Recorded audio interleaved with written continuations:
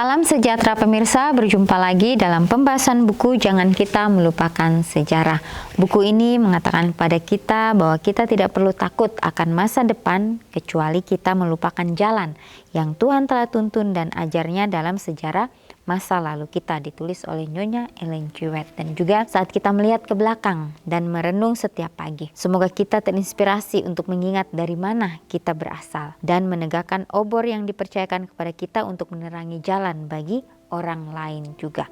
Jadi suatu ajakan yang indah bagi masing-masing kita. Biarlah kita mengingat kembali akan tuntunan Tuhan di dalam kehidupan kita masing-masing, ya, sehingga kita dapat terus memandang hanya kepada Tuhan saja yang satu-satunya penolong kita, yang akan memberikan kita kelepasan, yang akan memberikan kita kelegaan untuk kita mau menuruti akan setiap jalan-jalan kebenarannya. Dan di sini juga dikatakan bahwa kita tidak perlu takut akan masa depan kecuali kita melupakan jalan yang Tuhan telah tuntun dan ajarnya untuk kita masing-masing. Biarlah kita selalu mengingat akan kasih Tuhan di dalam kehidupan kita. Dan pada saat ini kembali lagi saya mengundang akan seluruh anggota keluarga dan saudara-saudara semua. Kita dapat berkumpul bersama-sama. Kita akan mempelajari nasihat firman Tuhan pada saat ini, dan biarlah rencana-rencana indah Tuhan itu akan menjadi bagian masing-masing kita. Kita akan masuk ke dalam judulnya Cara Baru di Tempat Kudus bagian kedua. Ayatnya terdapat di dalam Ibrani 8 ayat 1 dan 2. Kita mempunyai imam besar yang demikian, yang duduk di sebelah kanan takhta yang maha besar di surga, dan yang melayani ibadah di tempat kudus, yaitu di dalam kemah sejati yang didirikan oleh Tuhan dan bukan oleh manusia. Bertahun-tahun setelah peristiwa itu, Hiram Edson menulis tentang sebuah pengalaman yang ia akui dialaminya pada tanggal 23 Oktober 1844. Sehari setelah kekecewaan itu, saya mulai merasa bahwa mungkin ada cahaya dan pertolongan bagi kita dalam kesusahan kita saat ini. Saya berkata kepada beberapa saudara saya, mari kita pergi ke lumbung. Kita memasuki lumbung, menutupi pintu di sekeliling kami dan tunduk di hadapan Tuhan. Kami berdoa dengan sungguh-sungguh karena kami merasakan kebutuhan kami. Kami terus berdoa dengan sungguh-sungguh sampai kesaksian roh diberikan bahwa doa kami diterima. Dan bahwa terang akan diberikan, kekecewaan kami dijelaskan, dan itu menjadi jelas dan memuaskan.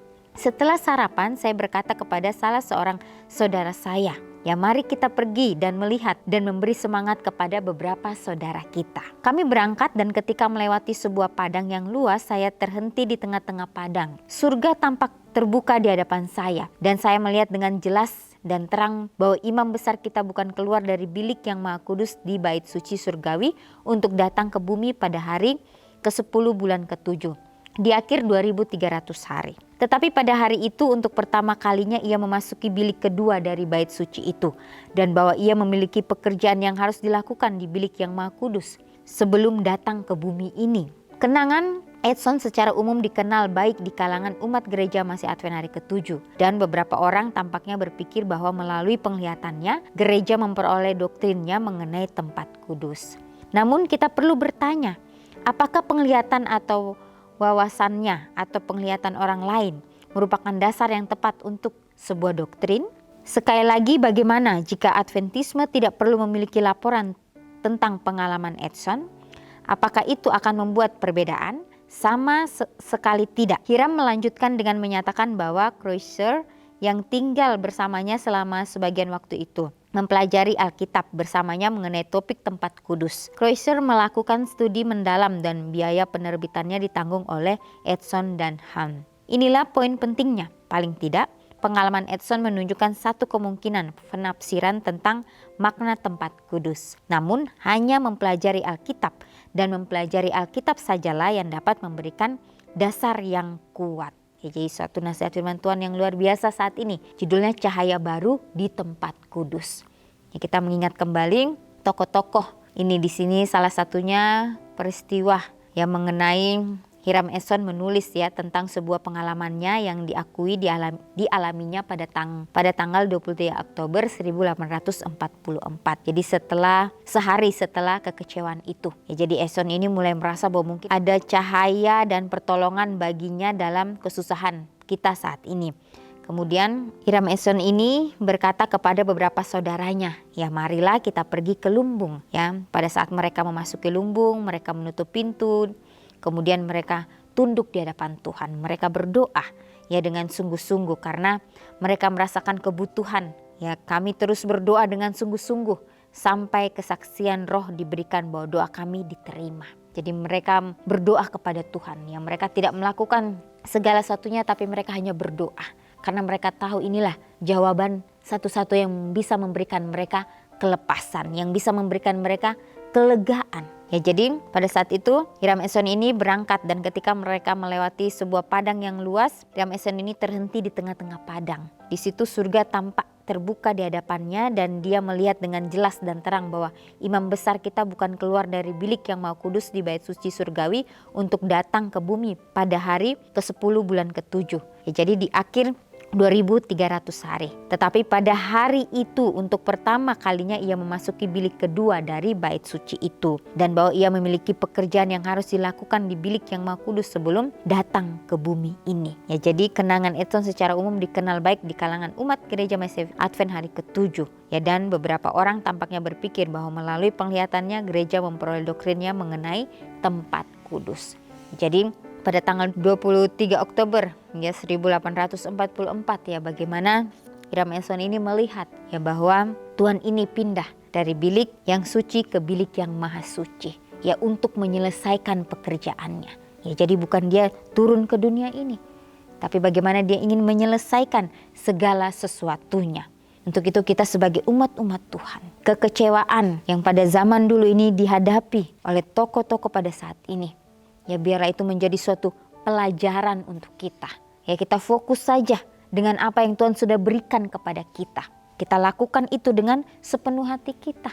Biarlah kita mau menuruti apa yang Tuhan kehendaki dalam kehidupan kita masing-masing. Ya, tentunya kekecewaan itu akan datang di hadapan kita. Biarlah kita mau ya belajar dari pengalaman-pengalaman orang-orang ini. Pada saat waktunya itu tiba, kita pun sudah siap untuk menghadapinya. Ya, jadi bukan suatu hal yang mudah pada saat kita menjalani itu semua. Diperlukan pengorbanan.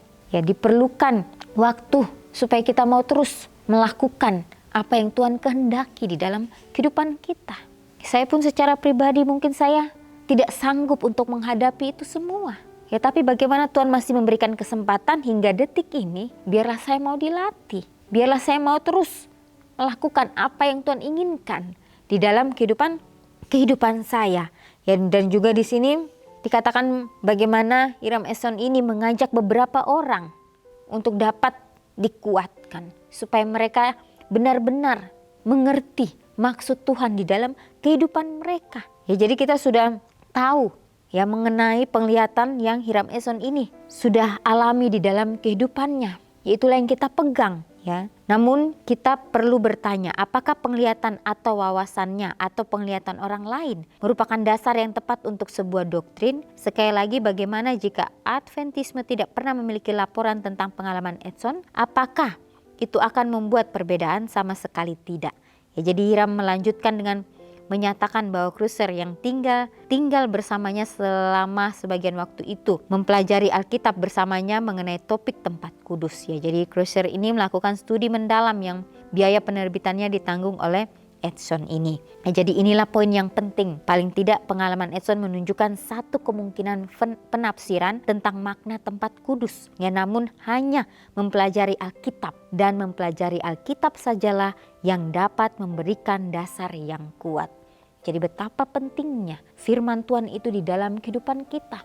Ya, supaya kita memang betul-betul mempunyai prinsip yang teguh.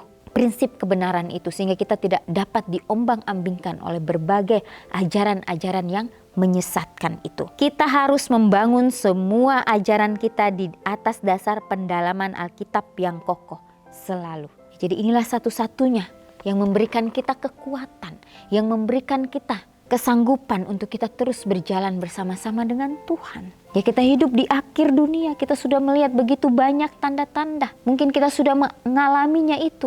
Biarlah kita boleh terus datang menyerahkan kehidupan kita hanya kepada Tuhan saja. Tanpa Dia kita lemah. Biarlah kita mau terus berjalan bersama-sama dengan Tuhan. Biarlah Tuhan yang dapat menuntun kehidupan kita. Supaya kita betul-betul menjadi orang-orang yang takut akan Tuhan, menjalankan apa yang Tuhan inginkan di dalam kehidupan kita. Apa yang Tuhan sudah berikan untuk kita lakukan, baiklah kita lakukan itu dengan sepenuh hati kita. Ya jangan kita mencari-cari jalan lagi. Ya kalau kita mencari jalan kita sendiri, maka kita akan tersesat. Biarlah kita mau terus meminta akan tuntunan Tuhan di dalam kehidupan kita masing-masing. Kalau kita mengingat kembali perjalanan Yesus pada saat dia berada di dunia. Yesus datang ke dunia ini melepaskan kenyamanannya. Dia datang untuk menjadi teladan. Dia tahu bahwa dia mempunyai misi untuk menyelamatkan akan umat manusia. Dan dia tetap fokus apa yang harus dia lakukan. Walaupun Yesus melihat banyak kekecewaan yang dihadapi, tapi dia tahu bahwa inilah yang harus terjadi. Inilah yang harus dia jalani di dalam kehidupannya. Ya pada saat kematian, ya setan pikir bahwa dia sudah menang.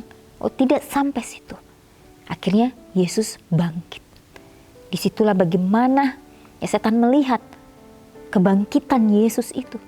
Yesus menang. Kita tahu bahwa setan berlari terbirit-birit. Ya karena dia tahu inilah sang juru selamat itu. Akhirnya Yesus pun menampakkan dirinya kembali kepada murid-muridnya. Disitulah murid-muridnya dipenuhi oleh kuasa Roh Kudus. Disitulah murid-muridnya baru mengerti misi Yesus di atas dunia. Sehingga murid-muridnya ini pun mendapatkan kuasa Roh Kudus itu dan mereka menyampaikan akan kabar keselamatan kepada setiap orang. Pada saat murid-muridnya ini menyampaikan akan kabar keselamatan itu, tantangan yang mereka hadapi. Nyawa mereka pun terancam, tapi mereka tahu inilah yang harus mereka hadapi. Sehingga pada saat mereka melewati penganiayaan itu, mereka melewati itu dengan penuh kedamaian. Karena mereka tahu inilah yang harus mereka terima. Walaupun mereka di dalam penganiayaan sekalipun, damai surga itu menjadi bagian mereka. Tapi luar biasanya, ya tuntunan Tuhan itu kita tidak tahu. Bagaimana cara-cara Tuhan terhadap kita. Oleh sebab itu biarlah kita akan selalu mengingat kan bagaimana tuntunan Tuhan di masa lalu. Dan dia akan menuntun kita di masa ini seperti di masa lalu itu. Ya, sehingga berkat-berkatnya selalu tercurah bagi masing-masing kita. Ya, pemirsa, inilah yang menjadi nasihat firman Tuhan pada saat ini. Biarlah kita terus mau berserah sepenuhnya hanya kepada Tuhan saja. Biarlah kita harus membangun semua ajaran kita di atas dasar pendalaman Alkitab yang kokoh itu. Sehingga kita tidak dapat diombang-ambingkan oleh berbagai tipu daya daripada si jahat ini. Biarlah komitmen demi komitmen yang kita sudah ambil, kita doakan itu. Dan biarlah kita dapat menjalankan itu dengan sepenuh hati kita. Kita akan berjumpa lagi di kesempatan yang berikutnya dan Tuhan memberkati.